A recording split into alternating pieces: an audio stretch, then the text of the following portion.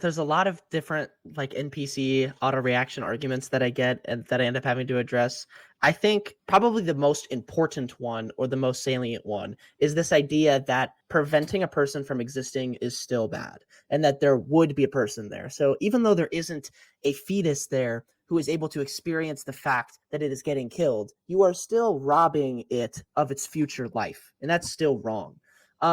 This is definitely like the most philosophical part of the argument because it's intuitively true. What I would question is if I choose to not have sex, am I robbing that sperm of its future life? Why not? Yeah, I'm not really. I don't really buy into the projection of existence. I think you have to define existence that currently exists and that is currently a human to really have a valid argument. Projection to a alternate reality just has too much conditional factors that can create a better or worse scenario.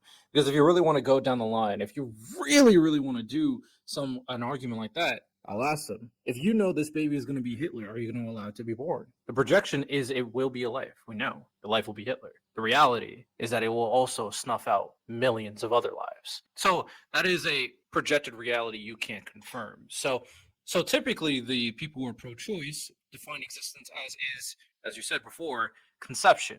The moment the egg and sperm come together. So if they have that as their defining line, I do think that is necessarily different from prevention of like sperm doing whatever it is. And the only reason why it's distinguishably different, well, biologically it's obviously different, but even beyond that, that's not the argument that these people really care about. They'll refer it to religion. And that's what they would argue. So how would you be able to counter this type of dialogue or this type of conversation?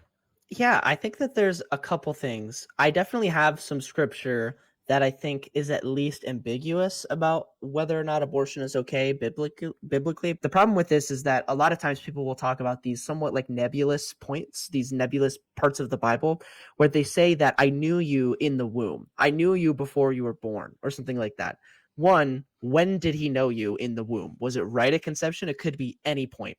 But also, God knew you well before you were born. God knew you well before you were conceived. God knew you the moment God was born because God is infinitely omnipotent. So whether or not he knows you has no bearing on whether or not you actually even are conceived because God knows you well before and well after you are even thought about existing. And I think that he knows you in a more special way than being born. So anybody who's like valuing human life based on the Bible, I'm just not sure where that scripture comes from. I just don't. I just wouldn't know. I have to ask people to tell me where exactly this is stated.